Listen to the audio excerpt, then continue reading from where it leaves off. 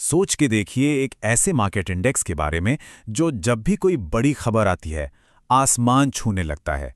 इतना कि बड़े से बड़े इन्वेस्टर्स के भी हाथ पांव फूल जाते हैं। और सच में इसका मार्केट पर जो इमोशनल असर पड़ता है ना, वो कमाल का है। एकदम से पूरा माहौल बदल जाता है। कोविड क्रैश के टाइम इसका लेवल था 86। जी हां, 86। तब से ये नंबर मार्केट की एक ऐसी याद बन गया है जिसे कोई भूल नहीं सकता। तो आखिर ये कौन सा इंडेक्स है जो स्टॉक्स को नहीं बल्कि मार्केट में फैले डर और बेचैनी को ट्रैक करता है?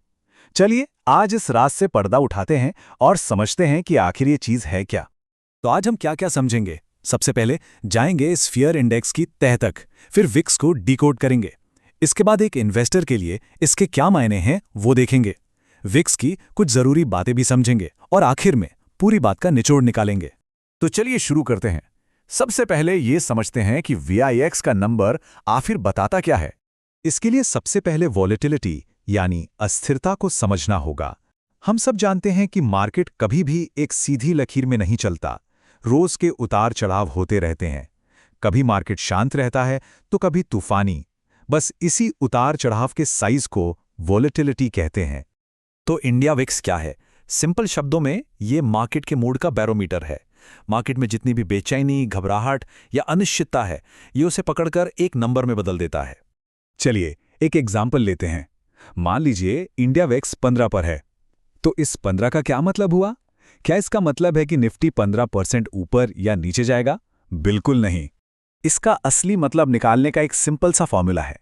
अगर हमें अगले एक महीने की वोलेटिलिटी का अंदाजा लगाना है तो बस VIX के नंबर को 12 के स्क्वायर रूट यानी लगभग 3.46 से डिवाइड करना है। तो हमारे एग्जाम्पल में 15 को 3.46 से डिवाइड करने पर आता है लगभग 4.3%। इसका मतलब है कि मार्केट एक्सपेक्ट कर रहा है कि अगले 30 दिनों में निफ्टी में ऊपर या नीचे करीब 4.3% का मूव आ सकता है। ध्यान रखिएगा, ये मूव का साइज बता रहा है, डायरेक्शन नहीं। अच्छा, पर ये नंबर आता कहाँ से है? ये निफ्टी ऑप्शंस की कीमत से कैलकुलेट होता है। इसको ऐसे समझिए, जब इन्वेस्टर्स को फ्यूचर को लेकर डर लगता है तो वो अपने पोर्टफोलियो को बचाने के लिए एक तरह का इंश्योरेंस खरीदते हैं, जिसे हम ऑप्शंस कहते हैं। जब डर बढ़ता है तो इस इंश्योरेंस की डिमांड बढ़ जाती है, इसकी कीमत यानी प्रीमियम बढ़ जाता है और बस इंडिया VX ऊपर चला जाता है। ठीक है, विक्स क्या है ये तो समझ आ गया, पर एक लॉन्ग टर्म इन्वेस्टर इस इंफॉर्मेशन का इस्तेमाल कैसे कर सकता है? चलिए देखते हैं। मोटे तौर पे इसके 3 फायदे हो सकते हैं।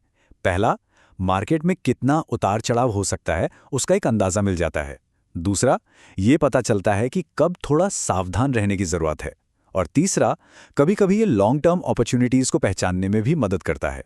जब विक्स नीचे होता है तो समुद्र शांत रहता है, यानी मार्केट में छोटे मोटे स्टेबल मूव्स आते हैं। लेकिन जब विक्स ऊपर जाता है तो मौसम तूफानी हो जाता है। मतलब मार्केट में तेज और बड़ी मूव्स की उम्मीद बढ़ जाती है और अनिश्चितता भी। तो सबसे जरूरी बात, बढ़ता हुआ विक्स देखकर घबराना नहीं है। इसे एक स्टॉप साइन नहीं बल्कि एक येलो ट्रैफिक लाइट समझिए। यह बस इतना कह रहा है कि थोड़ा धीरे चलो और आसपास देखो, यानी सिचुएशन को आराम से समझो। और मजेदार बात यह है कि कुछ समझदार long term investors high VIX को खतरे की तरह नहीं बल्कि एक मौके की तरह देखते हैं, क्योंकि आमतौर पर यह तेज वॉलेटिलिटी का दौर ज्यादा लंबा नहीं चलता। तो ये उनके लिए धीरे धीरे अच्छी क्वालिटी के स्टॉक्स में इन्वेस्ट करने का संकेत हो सकता है। लेकिन रुकिए, विक्स कोई जादुई छड़ी नहीं है। एक सही नजरिया रखने के लिए इसकी कमियों या लिमिटेशंस को समझना भी उतना ही जरूरी है। चलिए एक काल्पनिक सिनेरियो देखते हैं। मान लीजिए अप्रैल 2025 चल रहा है, सब कुछ शांत है। 4 अप्रैल को विक्स 13.76 पर है।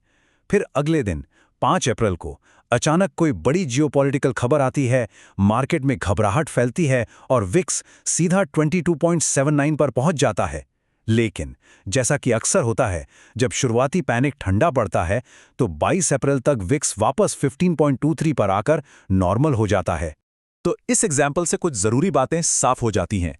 पहली, विक्स अचानक आई खबरों पर बहुत तेजी से रिएक्ट करता है। दूसरी, ये मार्केट की डायरेक्शन प्रिडिक्ट नहीं करता।